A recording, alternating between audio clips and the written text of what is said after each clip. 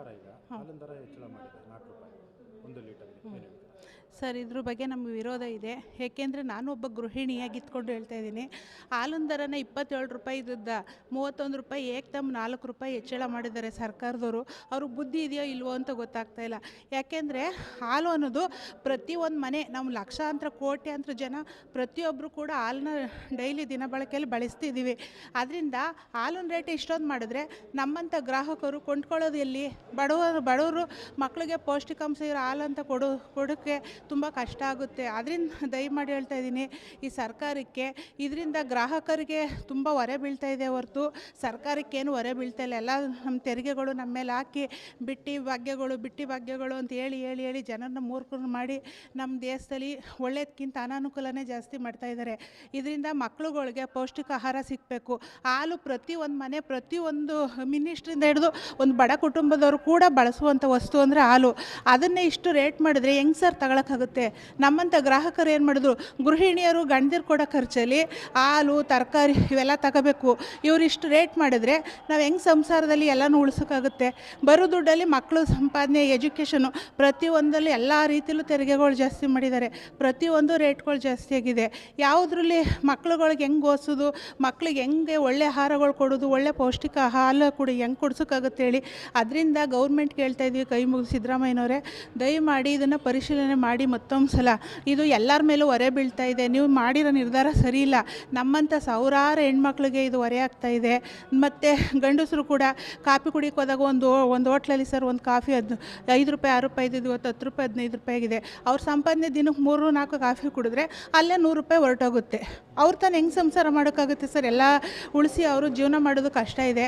ಅದಕ್ಕೋಸ್ಕರ ಹೇಳ್ತಾ ಇದ್ದೀವಿ, ನಮ್ಮಂಥ ಗ್ರಾಹಕರಿಗೂ ಕಷ್ಟ.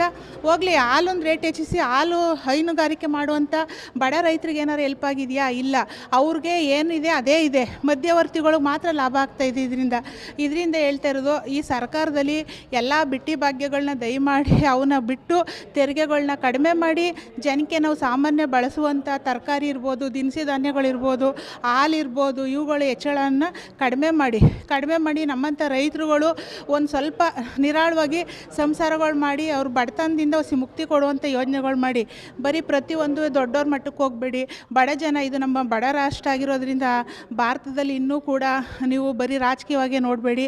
ಜನಗಳ ಮುಂದೆ ಅವ್ರ ಭವಿಷ್ಯ ನೋಡಿ ಒಳ್ಳೇದು ಮಾಡಿ ಸರ್. ಮತ್ತು ತೆರಿಗೆಗಳು ಆದಷ್ಟು ಎಲ್ಲದರಲ್ಲೂ ಕಡಿಮೆ ಮಾಡಿ ಮಕ್ಕಳಿಗೆ ಒಳ್ಳೆ ಪುಷ್ಟಿ ಆಹಾರ ಇವು ಸಿಗೋದೇ ಹಾಲನ್ನು ದಯಮಾಡಿ ಕಡಿಮೆ ರೇಟ್ ಮಾಡಿ. ಈಗ 27 ರೂಪಾಯಿ ಇದೆ, ದಯಮಾಡಿ 27 ರೂಪಾಯಿಲೇ ಇರಲಿ. ಇದು 31 ಮಾಡಿದರೆ ಸರ್, ಈ 4 ರೂಪಾಯಿ ಕೊಂಡ್ಕೊಳ್ಳೋಷ್ಟು. ಈಗ 1 ಲೀಟ್ರ್ ತಗೊಳ್ಳೋದಕ್ಕೆ 1/4 ಲೀಟ್ರ್ ತಗೊಳಕ್ಕಾಗುತ್ತೆ. ಅದು ಹೆಂಗೆ ಮನೆಗೆ ಎಲ್ಲ ಮಕ್ಳಿಗೂ ಮೇಂಟೈನ್ ಮಾಡೋಕ್ಕಾಗಲ್ಲ ಸರ್.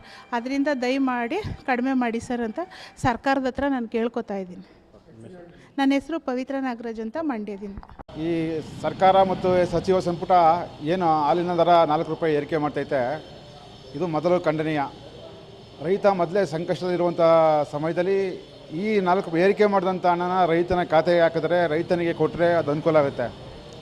ಯಾವಾಗ ಕಾಂಗ್ರೆಸ್ ಸರ್ಕಾರ ಬರುತ್ತೆ, ಇವ್ರಿಗೆ ರೈತರ ಪರ ಕಾಳಜಿ ಇಲ್ಲ.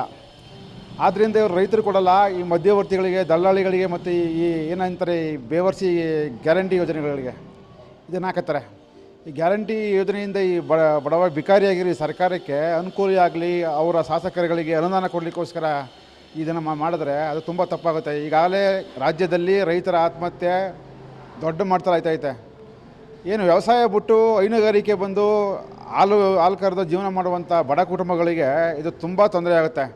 ಆದ್ದರಿಂದ ಈ ಸರ್ಕಾರಕ್ಕೆ ಆಗ್ರಹ ಮಾಡ್ತಾಯಿದ್ದೀವಿ, ಇನ್ನು 4 ರೂಪಾಯಿ ಏರಿಕೆ ಮಾಡಬಾರ್ದು. ಮೊದಲು ಅಕಸ್ಮಾತ್ ಮಾಡಿದರೆ ರೈತನ ಖಾತೆಗೆ ನೇರವಾಗಿ ಆ 4 ರೂಪಾಯಿನ ಕೊಡುವಂಥದ್ದಾಗಬೇಕು. ಇದು ನಮ್ಮ ಆಗ್ರಹ. ಮಂಡ್ಯ ಜಿಲ್ಲೆಯಿಂದ ನಮ್ಮ ಏನು ರೈತರ ಸಂಘ ಮತ್ತು ರೈತ ಸಂಘಟನೆಗಳವ ಆ ಪರವಾಗಿ ನಾನು ರೈತನಾಗಿ ಅದನ್ನು ಆಗ್ರಹಪಡಿಸ್ತಾ ಇದ್ದೀನಿ ಸರ್ಕಾರಕ್ಕೆ.